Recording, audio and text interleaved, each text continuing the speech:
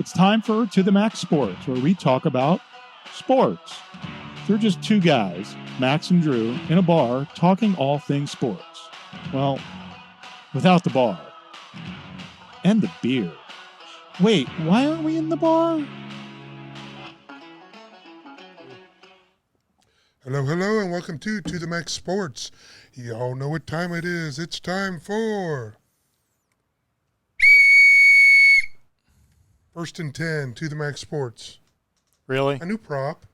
Since I can't see myself, we're kind of running a little challenged here, but that's okay. Super genius. Carlos is back in the house. Yep.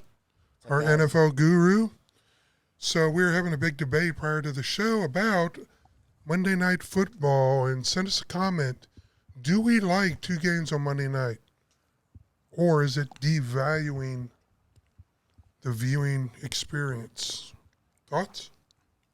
Yeah, it's always hard to follow on Monday night when you have a couple games going on at the same time. But although at the end of the day we do want as much football we can get, we want to just kind of focus on that last game. And it has a lot of implications for fantasy football too, so it's always kind of tough to watch both games when you miss something and you don't have red zone. I will say this about fantasy football players, the fantasy football league players. I hate every one of you. I do too. Every one of you. I do too. But I think that devalues the game because you're not even rooting for a team. I did it one time, and I was like, I'm out. I'm so focused on what one guy is doing, I can't enjoy the entire football experience. I don't mind that. What I mind is if someone plays fantasy football, they want to the most interesting thing in their life is their fantasy football team. Yeah. You know what the least interesting thing for everyone else in the world? Their fantasy football team. No, I agree. So getting back to the Monday night, I'm okay with it because personally, all I've got YouTube. I refuse to spend all this money to watch football when I can go down to my local drinking establishment and watch every game and not spend probably as much money. I don't know. I think if you did the spreadsheet on that, I think you're coming out behind. But at the end of the day, I still like the entire experience. The environment, it gets people going sometimes. The oeuvre. Yeah, sometimes you're not even rooting for a particular team, but, you kind of find some people and you're just like either with them or you're against them just for the fun of it. Okay, well, I'm glad you said that because can I do a get off my lawn? I haven't done one in a while. Sure. Okay. For whatever reason, whenever I go to a sporting event, I'm behind the drunkest, most obnoxious freaking fans you can find. Make better choices. So I don't have a choice. Yeah, so now I went. You'll get to pick and choose on that one. So I went to Buffalo Wild Wings Sunday to watch the games, and I understand it. There can be a yeah or who or a, but I'm at the bar right beside a guy every single play. Yeah. Yeah. Yeah, are we talking at the bar or at the actual game? Well, sitting at the bar. I don't mind some excitement if they peel off a 40-yard run. I'm okay with that. But, when there's a run that the guy his team stops the defense for 2 yards and, clapping every single play, get off my lawn, get out of my bar. Yeah, at any sporting event that is encouraged at the bar, where some people might not even be watching the game, they don't care, and it's always the biggest distraction. It's always the loudest person in the room, too, so it's always, get off the lawn. Yeah, it happens. Talking about two teams no one's been clapping for this season, would you have ever thought the Bengals and the Chargers would start off 0-2? Maybe one of them, because I would submit to you, well, no, actually the Chargers had a reasonably tough start, but I knew it was going to be tough for the Bengals. Out the gate with Cleveland and on the road, and Baltimore at home. Yeah, San Diego. That's a tough start to start 2 games in division for your season, and not even and that was my pick for the toughest division in football going in. Yeah. It kind of looks like maybe it won't be at the end of the day. It looks like it's the Ravens' division to lose, and the Steelers don't look that bad, which I'm really happy about because that makes my 49ers win in week 1 look so much better. Are we overreacting if either the Chargers or the Bengals or the Vikings start off 0-3? Or is that an overreact? Or I'm going to say overreaction. At the end of the day, the Vikings still have a lot of talent on the team. And if you look about last year, they had the biggest come-from-behind victory. I believe it was against the Buffalo Bills or the Indianapolis Colts, I'm sorry. I think they'll be able to overcome this. The Chargers, I think I'm a little more worried about. Brandon Staley is a defensive coach. And they're not playing And defense. they can't stop a nosebleed. They might be the LA Clippers of the NFL, really. They have all this money invested in these players. They brought in Kellen Moore, and Kellen Moore is doing what he did when he was a Dallas Cowboy, putting up a lot of points but not winning a lot of games. Yeah. So I think there's some cause for concern there. Yeah, it's really weird. I always had the position last year that Dak Prescott's problems were on play calling, and it looks like it may be that way because it looks like Kellen Moore is breaking another quarterback. Yeah. And it's crazy because it's still going back from last year when they lost to the Jacksonville Jaguars. It's kind of still the same thing, just nothing has changed in Los Angeles, unfortunately. Maybe they should go back to San Diego then. And your Bengals. Ooh, well, sorry. Going back real quick to the Chargers Minnesota game. Yeah, Minnesota's two teams. I've wagered on them twice, lost both. Yeah. I'm going back for a third time because you look at Cousins' stats. That guy would drive you absolutely nuts. 6 touchdowns, 1 interception this year. His passing yardage is off the charts, but the guy will butt fumble a football at the most inopportune time, the one pick the most inopportune time, the incomplete pass at the most inopportune time. But I'm thinking, against the Chargers at home, I'm going to give him one more chance. Hey, Drew, can you pick up the coffee mug and read what it says? Of course I'm right. I'm Bob. Yeah, what have I been saying about Kirk Cousins ever since I met you? Same thing I've been saying about Daniel Jones. He's an inconsistent. No, but Daniel Jones is bad through the whole game. Well, Kirk Cousins throws up great stats and rips your heart out and kills you. Yeah. Makes it look like and this is contract year for him too. Yeah, it's a really big thing. It's kind of like, the Tony Romo, the Phillip Rivers, they'll put up all the great stats, but at the biggest moments, something happens that doesn't go their way, and they can't seem to overcome it, and it's going to haunt him probably for a while. Though the speculation is out there that Kirk Cousins to the New York Jets? They would have to give up the farm. I don't know if he's worth it, but that would make sense. It's just, is the asking price going to be too high? I don't know. I just think the Jets realized obviously Zach Wilson wasn't the answer. That's why they went out and got Rodgers. And I think the season's lost if they don't get another quarterback. I don't think Zach Wilson can do what needs to be done to make this a competitive offensive football team with him at the helm. But I don't know who you put in there because I was worried about Rodgers going into the season with that O-line anyway, and you put a relatively inexperienced quarterback that maybe possibly has the yips after last season, and you put him behind an ineffective line? Well, we're talking about a third-year guy now, right? Wilson in his third year? Yeah. I mean, hey, he's played it's enough time games to brush off the dust, kiddo. You've been in the league 3 years now. You had a chance to understudy a couple months under Rodgers. So, get her done or get off the turf. I don't think he's going to be able to get it done. That would be an intriguing idea to have Cousins, but I don't think Minnesota's ready to bail out.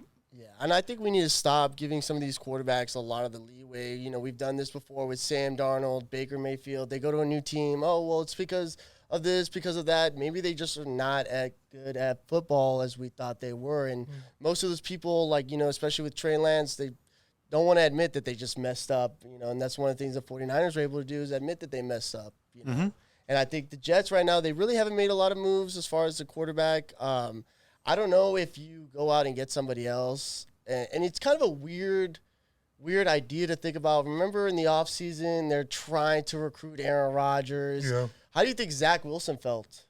You know, you would think that would light a fire under him. Like, hey, they didn't want me, but now they have me. What's really going on here with that, you know, that locker room? Zach Wilson's so bad, he makes me long for the days of Mark Sanchez. That's how bad he is. Yeah, the butt fumble? Yeah. What are the chances that maybe Tom Brady Zero. out? Yeah, Zero. He's already put the kibosh to that. Yeah. I mean, if he had stayed in playing shape, maybe, but he's not in playing shape whatsoever. He's done. Andrew Luck, he's already said, quit calling me. Yeah. You know, it's funny how the NFL is so desperate for quarterbacks, certain teams, that they're just calling up retirees from 3, 4, 5 years ago. I would say the team that's in the driver's seat to peddle a quarterback, believe it or not, is Dallas with Cooper Rush and Lance now. Yeah. I mean, now they got a chance to field some calls, and I think they could peddle Lance and readjust that to a needy team for maybe a third round. Yeah, second they round. would essentially have to be winning some of these games and allow Trey Lance to go in there and kind of showcase a little bit something. But I don't think anything would happen, you know, this season or the off season. It would probably have to be maybe a project for him. I don't think that's a good place. I don't think that's a good place for Lance. I think, and quite frankly, I don't think Lance is a good quarterback for the Jets. Now, Cooper Rush is a little more interesting. Yeah. Because I think he's a little bit tried and tested. I think he's an upgrade. Well. He's an upgrade from Zach Wilson. I don't know if Lance is an upgrade from Zach Wilson. No, totally. So maybe Jerry will make a phone call and say, hey, I got my second stringer, but the price is going to be high. The one other option I would think is if the Las Vegas Raiders season kind of goes to shambles. You know, they have Jimmy Garoppolo, you know, kind of familiar with Robert Saleh from their time in the San Francisco 49ers. I know Jimmy might not be the biggest acquisition, but he's a guy that just won a lot of games. Yeah. You know, he can help them make a run if they get close enough. It would just become the Las Vegas Raiders, you know, getting rid of Josh McDaniels because that's who he wanted. And they have Aiden O'Connell, who's a 4th-round pick out of Purdue. Looked pretty good in the preseason. And I don't think the Raiders are going to be very, you know, competitive in the AFC West. There's a lot of really good teams in there, so that's just the only thing. That's an interesting one. I mean, Jimmy G, all Jimmy G does is win, win, win. There's only one dig on Jimmy G, and that's availability and injuries. That's it. Yeah. The problem with the Jets right now, as I see it, is they've got to wait for these other teams to officially mail it in before they get a phone call or they give a phone call. And by then, their season may be over because, you know, going into the season, I said that was the toughest division in football. Yeah. He thought the AFC North, but I thought that division with the Dolphins, New England, you know, obviously the Jets, the Bills, you know. But the Jets season's lost if he's going to be their quarterback. It just is. Yeah, that's a hard thing. Okay. Is the Bengals season lost? What's no. I mean, since everyone's been putting out this statistic, since the expansion of the playoffs, there's only been one team that's gone 0-2 and made the playoffs, and that just happened to be your Bengals last year. I understand, but that's not a good stat to try to replicate. I think it's all below the knee for Burrows. Does that calf come back, and does he feel comfortable on that calf, and can he do Burrows things? Well, if he can't do Burrows things, you're in trouble. Well, he tweaked it again. Uh-huh. My concern is I thought at the beginning of the season, watching these first 2 games, you know, all I've seen Burrows do is not play like Burrows, meaning there's been no downfield throws. Nothing. It's been bubble screens and vertical slants, and that's not Joe Burrow's game as far as getting the ball. And my question to you is, and Bob, is it because they were protecting his calf, or is it because the offensive line's so bad he doesn't have time to do reads? He's got to throw a bubble screen or vertical slant. I'm thinking probably a combination of both. Yeah, definitely. And then the lack of reps that they've gotten together in the preseason too, because they always rest their starters essentially. Yeah, I think it's the offensive line. I know that they've brought in a lot of guys. They've spent a lot of Stunts in the money. word. It's like that old saying with quarterbacks: when you have more than one quarterback, you really don't have a quarterback. Yeah. And when you have all these, it really, Unless you're Kyle Shanahan. yeah, and if you have all these offensive linemen, and you can't find a position because a lot of these guys are switching spots. There's not a lot of continuity. The running game doesn't look like it's there. So I think it's, Burrow and a bad calf. If he's good enough to play, he should be fine. You can't make excuses for him at that point. But I think it's probably maybe closer to the offensive line and the struggles they've Yeah, had. over the he last just couple can't get a pass off past 20 yards. I do say if they lose to the Rams, it's trouble. Yeah, and that's gonna Big be a trouble. tough game. I division. I don't think I don't In that division? the Rams are I don't think the Rams are as good as they looked on against the 49ers. They're a weakling. What? I thought you were going to do your little weakling soundbite. They're a weakling. No, because they're not a weakling, and I don't have it queued up. No, the Rams aren't a weakling, but they're not as good as that showing. Now, I discount teams that are playing in division when they come out and play. So the Rams were playing above their weight. Yeah. They're going to go across the nation to the Bengals. No, the Bengals win that game, and they win it going away. I would think so, and I hope so. The one thing that I hate about the Rams, and I hate about McVay, and McVay is dead to me now. You kick a field goal with 4 seconds to go when you're down by 10. What were you trying to accomplish? Well, you're trying to mess up the line.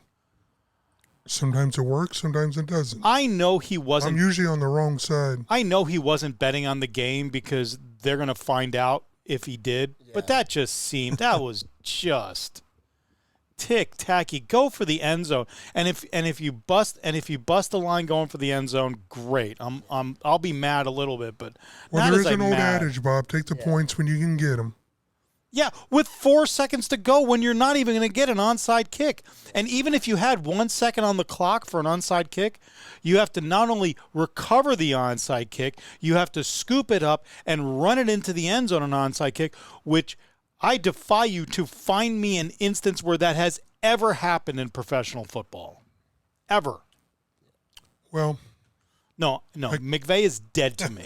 Dead to me. I have a feeling you might have had some money on the game or a bet with a friend. No, I didn't, but it's I don't like seeing it when they were going to win and cover, and because the 49ers looked pretty good in the second half. It was almost like they played that first half like, I don't know. And they went into the halftime and said, "Okay, now it's time to put it on and do something good." Kind of like Texas against Wyoming. It was like Texas went into halftime and went, "What are we doing here? We're better than these guys." And then they turned it on. That Seattle-Detroit game, that was entertaining. Yeah, Watching definitely. Yeah.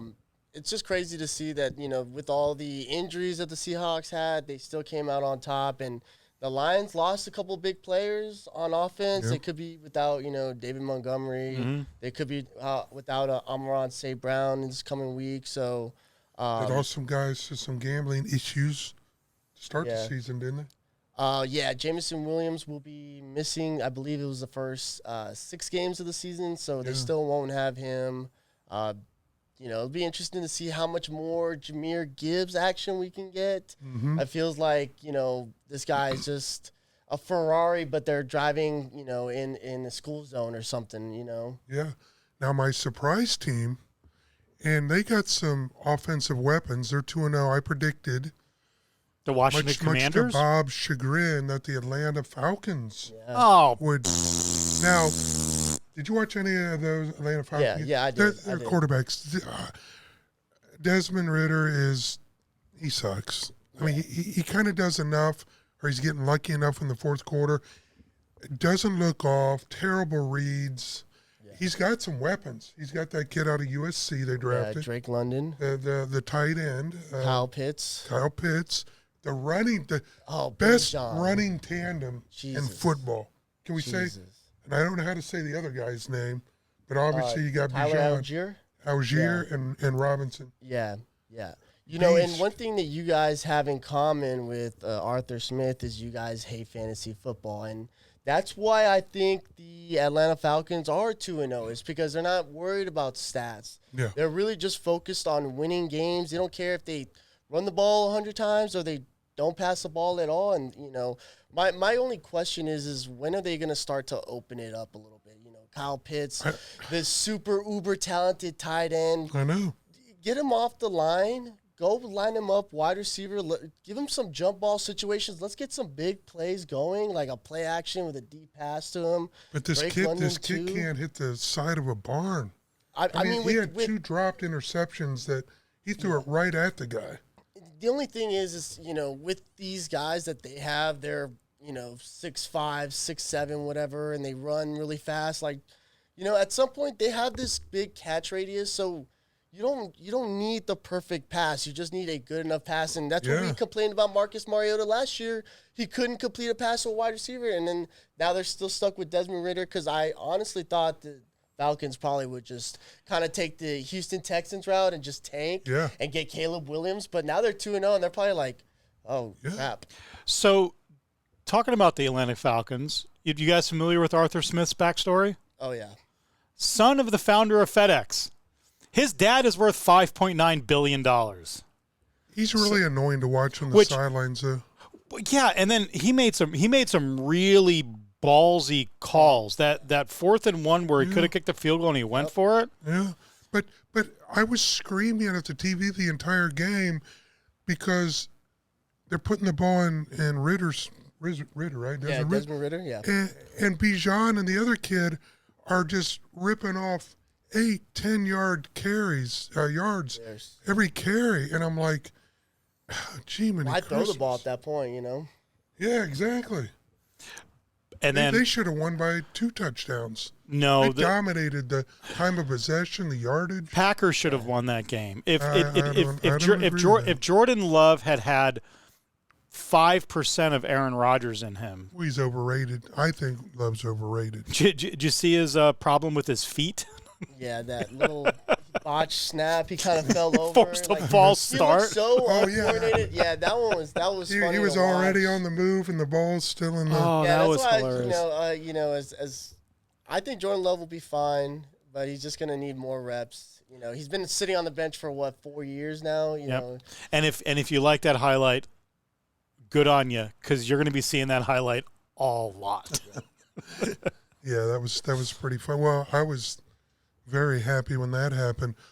Well, we had 3 kid quarterbacks start. Yeah. What's your assessment of the big 3, Richardson? Yeah, well, what's good is, I thought they were going to struggle a little bit more, especially Anthony Richardson. We didn't know exactly what they were going to get with him, but he's looked really good. I mean, he hasn't had to do a lot. But guess what we talked about? The upside. 3rd game into the season, concussion. Yeah. The man doesn't throw. He's a run-first guy. Yeah. And it's funny because, we would, if we had to guess who was probably going to be the quarterback that got hurt, it was probably going to be Bryce Young. He's a similar body to Tua Tagovailoa, a little bit smaller, Kyler Murray type player. But, I mean, Bryce Young is, looked pretty good. Bryce Young looks like a preschooler walking into a high school. The problem with, and a lot of people are dissing on him saying, see, I told you he's too small, blah, blah, blah. I think the kid's played pretty good. Yeah, I thought so too. He hasn't done anything insane. He just doesn't have what maybe some of these other guys have around him. Yeah. And, I mean, you could even argue C.J. Stroud, too, is probably looking the best of the 3 just because the Texans don't look good, but he looks pretty good throwing the ball. And, I mean, what's good is he's not afraid to throw it, and he's got a great arm, and he's showing it off, and it's great. I'll tell you what, they look better than Zach Wilson. Both of those kids. First games in the NFL. My question is really, though, Justin Fields. Would you rather have C.J. Stroud right now if you're the Chicago Bears, or do you you're still riding with Justin Fields over here? Well, I think going into the season, you had to ride with Fields. Yeah. You gave him some weapons. Yep. Gave him DJ Moore. Yep. And some other weapons and said, hey, you're playing 5th-year option. Yeah. Let's see what you got. And he hasn't brought it. Yeah, and, I know he's made a couple of crazy comments where he's been calling out some of the play calling, some of the wide receivers as well. So I don't Last year like he said that. he didn't like to play outside. Yeah, yeah. You know, I wonder a little bit if the Bears are playing for Caleb Williams. Well, my thing was. Well, it instead looks of like taking- Fields is. Well, instead of taking one of these top-tier quarterbacks that they could have had, they decided we're going to roll with Justin Fields. So they traded that first overall pick, and it's kind of resemblance of, a couple years ago when they had the second overall pick, and they took Mitchell Trubisky over some of these other guys, That's the only thing is Chicago just like cursed at the quarterback position. No, they're inept in the front office. The front office is a shit show for sure.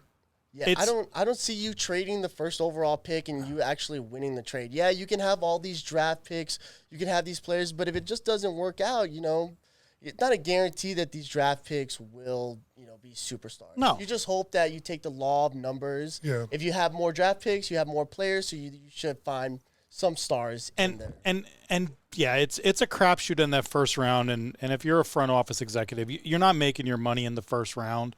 Exactly. You're making your money in the second through the seventh, and I just wasn't impressed with this crop. I know there was a lot of hype, but 5 years from now, I don't think we're really going to be talking about Stroud, Young, or Richardson. Richardson will probably be hurt by then.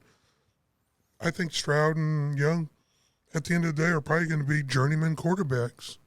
I don't know if they're going to be that take your team to the next level quarterbacks. I just don't see it happening. Who's the kid from Jaguars? Trevor Lawrence. Do you think Trevor Lawrence was a better quarterback coming out of the draft than any of the other three? Yeah, for sure. For He got the Andrew Luck type treatment and stuff like that. And as far as Bryce Young and C.J. Stroud, like them versus what Caleb Williams and Drake May or maybe Sanders or Michael Penay or I don't know exactly what the difference will be moving forward for those guys. I don't know. I think Caleb Williams probably is a better prospect than Bryce Young and C.J. Stroud, but it's just going to be a wait and see. I do like what I've seen so far from Bryce Young and C.J. Stroud. Yeah. Even Anthony Richardson, too. No, I mean, for starting out as rookies, they haven't embarrassed themselves. Let's move on to our NFL picks. We do, in case you're watching for the first time, and Carlos, we picked the Thursday night game, the Sunday night game, and now the two Monday night games. yep, all the ones under the lights. And then we'll talk about a little college football and some of the excitement that was in college football this weekend. Prime time. Okay. First game, Bob. Thursday night. We got Thursday night. We have the Giants going east to west to the 49ers. 49ers hosting their first home game of the season. They've gone on the road, gone 2-0. They are favored by 10 against the Giants. Tough matchup. You ever play basketball with a 10-year-old kid? And you're just kind of laying off the gas, letting them score. My question is, in that game, does San Francisco obviously win it, but play nice and not cover? But this is my rule of thumb ever since I bet football. If you're getting double-digit points and your team's capable of scoring, not just having 1 second, third quarter run, but I mean capable of scoring, take the points. If they're getting double-digit points and it's a team that's not really capable of scoring, then give the points. Having said that, I don't think the Giants are capable of scoring. Barkley's out.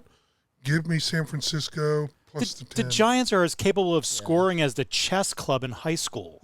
Yeah, good. It's just not going to happen.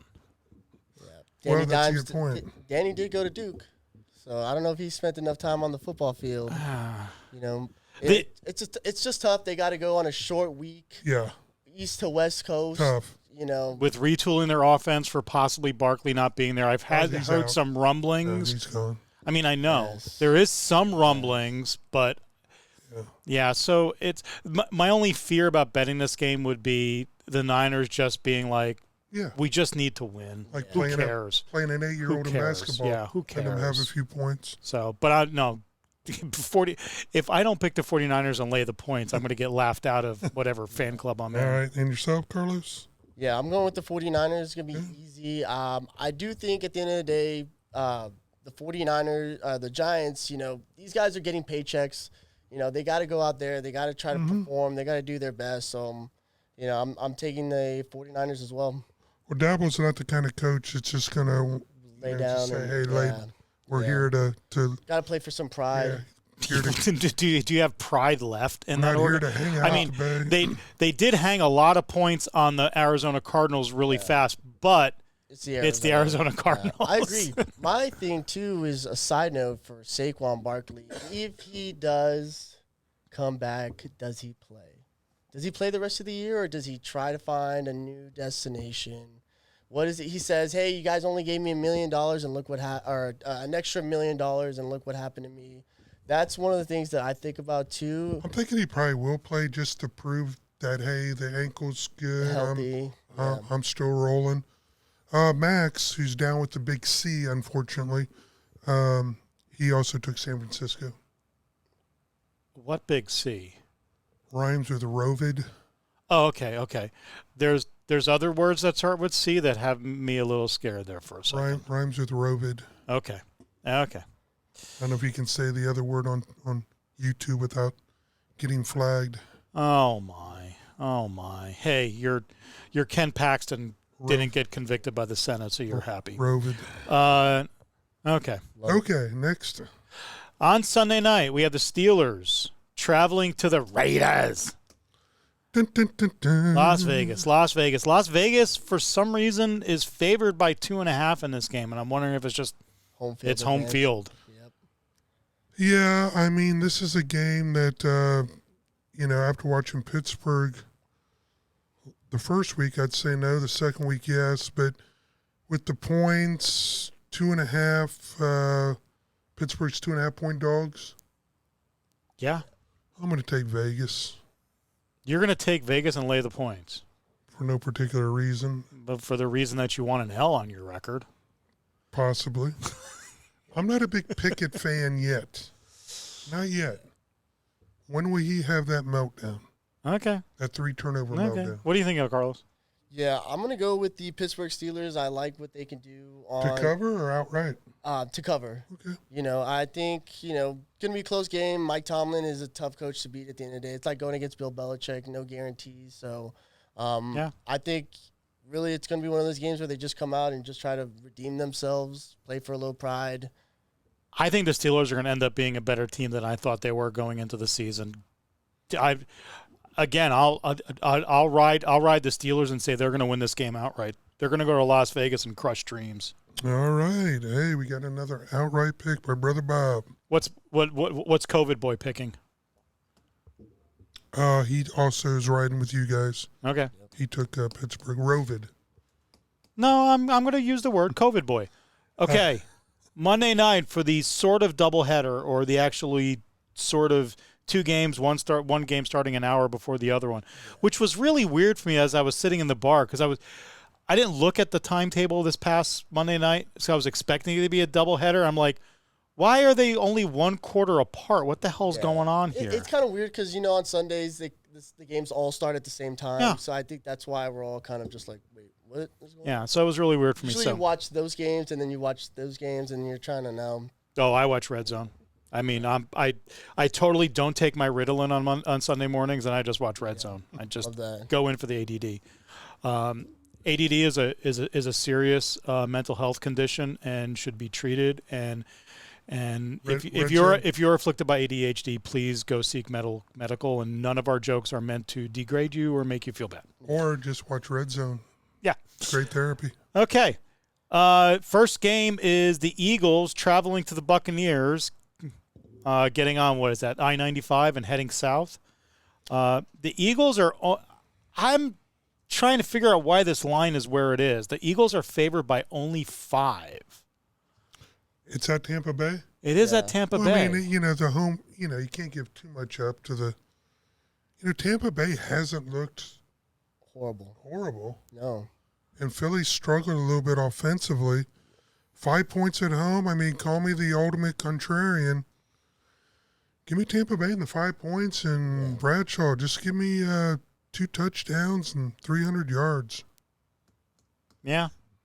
What do you think, sir? Yeah, I'm going the same thing too. I think Tampa Bay's Did I kind say of playing. Bradshaw? You did Yeah. say Bradshaw. Not Yeah. Terry Bradshaw. Baker I'm gonna play Mayfield. Baker Johnny Mayfield. Football 2.0. Baker Bradshaw. Baker Bradshaw. Baker Bradshaw Mayfield. Yeah, Yeah, can you close imagine? enough. Baker Mayfield. Johnny Football 2.0 without so Yeah. much the blowing my brains out. Yeah, it's just reunited with Mike Evans, in South Beach. Yeah, same thing too for me. I like the Bucks here just because, what they've done. They're explosive on offense. Eagles are having some issues in the secondary, so I'm gonna have to go with that. What did Max do? I want to know what Max did before I. Max took Philly to cover. Okay, I'm going to take the Buccaneers not to win outright, but I had this sense that the Eagles are just in this. All we got to do is win. Yeah. We don't need to hang points on. We just need to be comfortable and win. And the Buccaneers do a backdoor cover at the back end of this game for a meaningless score. Yeah. So yeah, give me the Buccaneers and the points, but not to win this game. Okay. Rams Bengals. Final game of the weekend: Rams traveling west to east to the Bengals, who are 0-2 so far, and Vegas has Cincinnati favored by 2.5 at home. That's not a lot of points. That is not a lot of points. That tells you what Vegas thinks of the chances that LA could come in there and steal. Yeah, not for essentially a pick 'em. not for a Rams team that at points looked good against what arguably could be the best team in football. Well, I love a Lou Anarumo defense, but Yep. the problem is that team's on the field so much. Hopefully they'll get the running game cooking a little bit. They'll get their receivers more involved, and he'll have a little time to throw. Give me the Bengals to cover, but not with a lot of confidence. Bob? Oh, I get to go next? Sure, we'll mix it up a little bit. Like I said, McVay is dead to me. I want this team to go away in a puff of radioactive dust. I actually do think the Bengals are going to bounce back, even if Burrows is a little hobbled in the pocket. They're going to come back. They're going to win this game. This is, in essence, a must-win game for them. We got the best field goal kicker in the NFL, so. So give me the Bengals, but I don't think this game is close. At the end of the day, I don't think this game is close. Okay, a blowout. Bengal blowout? Yeah, maybe 2 to 2.5 possessions. We need it. Yeah, I'm going with the Bengals too. I think it might be a little bit closer than what you guys might think, but definitely taking the Bengals. The Rams, one thing is there's virtually nobody on this team, and they don't care about who gets the ball. They're just out there playing football. And one thing that McVay does well, I know you don't want to hear the words, but they get guys from no names. They had 14 draft picks this past year. 3 of them are starting. A lot of those guys are in rotations. They're playing ball, and that's what you like to see. That's just good team football right there. Yeah. Okay. Well, you got our picks, guys. Little college fun stuff. I got any surprises in the, did you watch that Colorado State game? No. That was one of the best college football games I've Oh seen my God, in it was so good. long time. No, the only thing, the aftermath of that game that really kind of pissed me off was the death threats against the guy who laid the hit on Hunter. Yeah. I mean, for me, it's an outgrowth of all this attention that Prime has brought on his program that people are doing that. There's no place in sports for that kind of stuff. Yeah. It was a nasty hit. It was an illegal hit. It was a It's bad something hit, but still. Before. It's something we've seen before, but because of the trash talking that's gone on, it's got amplified a little bit more. Prime's got all the celebrities on the sideline and stuff like that. So, of course, it makes big news, but we've seen stuff like this before. It's targeting. It's a bad hit, but it doesn't warrant death threats to. Yeah, I mean, if you want a hit that maybe warrants conduct of that. The hit on the Commander's receiver in the end zone that knocked him out in a concussion protocol, that was a nasty hit. Well, the hit that, and he was ejected. The hit that Dion's kid took, that was nasty. Yeah. Did you see his head snap back? Yeah. I mean, I was anti-Prime going into the game. I kind of wanted to see him lose. Yeah. But when I saw some of that ugly play on the other team, I was kind of pulling for Prime's team at the end. And for his kid to go 98 yards, that's a lot of moxie. I haven't seen 98 yards and a college kid do that as a quarterback since Bryce Young did it. Remember that a couple years ago? Yep. Yeah, and Sanders, I'm going to say this again, and I have cognitive dissonance in my head on this. Deion Sanders is a good coach. He's got a good coaching staff. That is a well-coached team. Deion Sanders, for me, is an arrogant prick. Yeah. But he's a good coach. He is a good coach. See, I see the same Deion I saw as a player. He's always been an arrogant prick. But He was the guy at the scouting combine that ran his 40 and ran out of the stadium into the limo. You know what, though? This is a guy that, I will say this, he won't ask anything more from his players than he would do. If he could do it, he would be out there running plays. I mean, the guy's a warrior. He's a leader. The kids love him. And that's the one thing I will give him credit for, because there are a lot of standout players that can't translate that to their players and be good coaches. We have rafts of evidence of that. Deion doesn't appear to be that kind of coach that can't coach. Yeah, he's a Dan Campbell kind of players coach. Well, the only thing is I get with the arrogance, and what I think about too. Remember that Netflix series, Last Chance U? Yeah. I'm not going to say they're the same. They're completely different, but, with a lot of success will come a lot of high expectations, a lot of pressure. That's something to look for, I think. Yeah, he took a program that won one game, now has him 3-0 and nationally ranked. So, I mean, that's... Yeah, and every major newspaper is being asked by their sports journos to go rent a flat in Buffalo. I mean, not Buffalo, Boulder. Yeah. Sorry, Boulder. And the Colorado-Oregon game may be the biggest rating game of the year. I mean, one thing he's bringing butts in the seats and eyes on the TV. And, I mean, who'd have thought we'd be talking about destitute Colorado football team that's suddenly fun to watch. And they have some exciting players, man. Yeah. They're a fun team to watch. Yeah. But where are they ranked right now? 19. They should be higher than that. I believe they're 14th. The AP has them 19.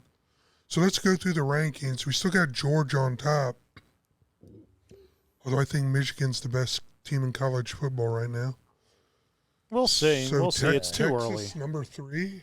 Yeah, Texas. Is that a little overrated? I don't think so. I mean, and you look at Texas' schedule for the rest of the season, they got like Oklahoma and that's it. Yeah. That's like Ohio State. We got Michigan and that's it. But no, you have Notre Dame this weekend. Yeah. It will be Notre Dame. Give me the gold helmets in that game. Yeah, we have not looked good. When I say we, Ohio State, Buckeye fan nation, the team has not looked. Yeah, so it doesn't look like a number 6. And then this will be a test. USC sitting at 5, Ohio State, Penn State, Washington, Notre Dame, Oregon. The Pac-12 for their last season of competitive football is looking pretty good. I love it. I love it. Like we're a season late and $1 short. It's like your last shift at your job, and you're just like, let's just have fun out here, guys. What we got to lose, Yeah. I will say after Georgia and Michigan, you can kind of reshuffle the deck a million ways. They seem like the two standout programs right now. Yeah, the biggest concern for me is like Nick Saban and this whole quarterback situation. It is an absolute mess. He named the. Yeah, he went back to Jalen, which is, I mean, the other two guys that he put in that game against, I believe they played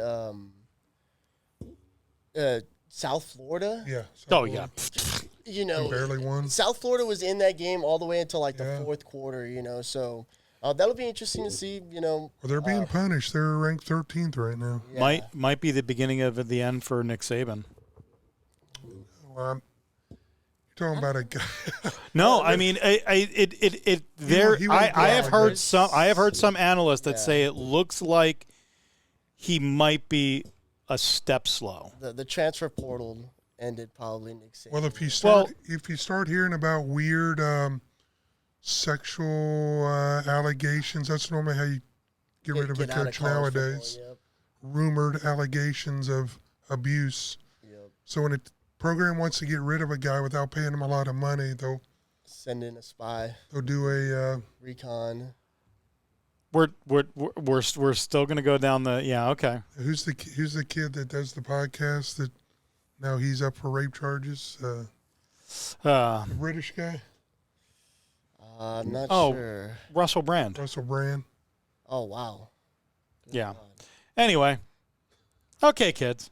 That's a given. Anything else? I don't think so. I think Well, Max was on the IR list, so thanks for coming in and Hey man. filling in, dude. You know, I know we've been trying to get a schedule set up, so Yeah. I'm just glad I was able to, get the call from the minor leagues to the big leagues Yeah, here. man. No. Get your tape. I always love coming out here with you guys, man, and shooting the shit. So it's always good. So Appreciate y'all. we'll definitely bring you back more than not. Well, folks, thanks for coming. Thanks for listening. Thanks for watching. Until next week, OH. peace out. Hello.